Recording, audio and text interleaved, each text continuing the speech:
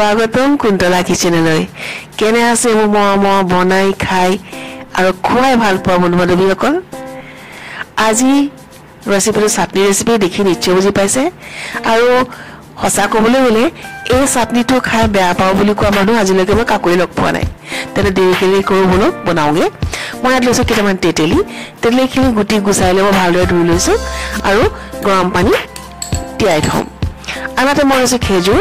খেজুৰখিনি গুটি গুচাই লৈ পেলাই গৰম পানীত তিয়াই থম তিয়াই থোৱাৰ সময় আছে 1 ঘণ্টা কমেও আমি 1 ঘণ্টা তিয়াই থব লাগিব আৰু তেনে কৰিলে খেজুৰৰ তেতেলিখিনি কোমলি যাব 1 ঘণ্টাৰ পিছত এটা মিক্সাৰ জাৰত এই দুইটা মিশ্ৰণ একেলগে পিছি লৈছো প্ৰয়োজন সাপেক্ষে পানী দিব মই ইয়াত পানী ব্যৱহাৰ কৰিছো আৰু তাৰ পিছত এইখিনি ভালদৰে এখন চেকনি সহায়ত চেকি ল'ব লাগিব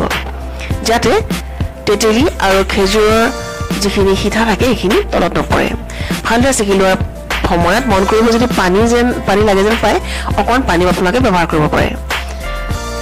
ভালদৰে চেকি লোৱাৰ পাছত ওপৰৰ দ্ৰব্যখিনি আমাৰ প্ৰয়োজন নাই এইখিনি আমি পেলাই দিম আৰু যিখিনি তেতেলি আৰু খেজুৰৰ ৰস আমি উলিয়াই ললো সেইখিনি আমি ব্যৱহাৰ কৰিম মই এখন কেৰাহীত তেল গৰম কৰি দিছো মই মিঠাতেল লৈছো বাৰু আৰু মিঠাতেল লৈছো মই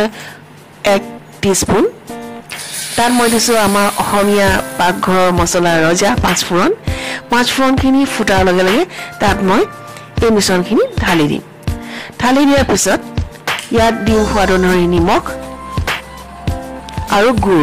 গুড়ৰ পৰিমাণটো চাই ল'ব গুড় প্ৰয়োজন সাপেক্ষে বেছি কম হ'ব পাৰে যেহেতু মই ইয়াত মিহি গুড় ব্যৱহাৰ কৰিছো ইয়াৰ মিঠাটো অলপ কম হয় আৰু গুড় দিয়াৰ পাছত অকণমান খাই চাব কাৰণ এই চাটনিবিধৰ যেতিয়া আমি খাওঁ তেতিয়া চাকি চোৱাৰ পাছত টেঙা সোৱাদৰ পাছত কিন্তু মুখত মিঠা সোৱাদটো ৰাখি যায় তাৰমানে মিঠাৰ পৰিমাণটো বেছি গতিকে মই মিঠা দিছো 2 কাপ মানে গুড় দিছো 2 কাপ প্ৰয়োজন সাপেক্ষে আপোনালোকে চেনি ব্যৱহাৰ কৰিব পাৰে যদি গুড় নাথাকে গুড় দিলে ৰংটো ধুনীয়া হয় কাৰণে গুড় দিছো আৰু মছলাত ব্যৱহাৰ কৰিছো অকণমান জলকীয়া গুড়ি এইটো আপোনালোকৰ নিজৰ পছন্দ অনুযায়ী দিব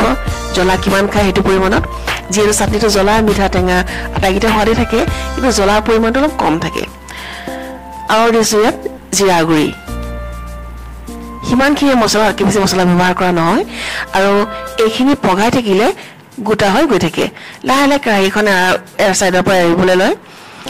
আৰু এটা প্ৰমাণ আছে কেনেকৈ আপোনালোকৰ চাটনিখিনি হৈছে নে চাবৰ কাৰণে এখন প্লেট ল'ব প্লেটত অকণমান পেলাই ল'ব আৰু যদি বৈ নাহে বুজি পাব যে মিশ্ৰণটো সম্পূৰ্ণৰূপে প্ৰস্তুত হৈছে চাটনি নমাব পৰা হৈ গৈছে নহলে চামুচ এখন লৈ পেলাই এইদৰে মাজেৰে ফালি চালে গম পাব যে চাফা হৈ যায় চামুচখন তাৰ অৰ্থ এইটো চাটনি পুৰা তৈয়াৰ হৈ গৈছে ঠাণ্ডা হোৱাৰ পাছত এয়াৰটাইট কণ্টেইনাৰত থ'ব আৰু ছমাহ হ'লে নিশ্চিন্ত মনে খাব পাৰিব কাৰণ খেজুৰ চাটনি কেতিয়া ছমাহ হ'লে বেয়া নহয় নিশ্চয় ভিডিঅ' চাই ভাল পাব আপোনালোকে ভাল পালে প্লিজ লাইক কৰিব শ্বেয়াৰ কৰিব যদি প্ৰথমবাৰ আপোনাৰ মোৰ চেনেলটো চাইছে প্লিজ ছাবস্ক্ৰাইব কৰিব আজিলৈ আহিছোঁ ভালে থাকক সুস্থ থাকক খাওক আৰু খুৱাওক প্ৰতিবাৰে লগ পাম আৰু এটা নতুন ভিডিঅ'ৰ সৈতে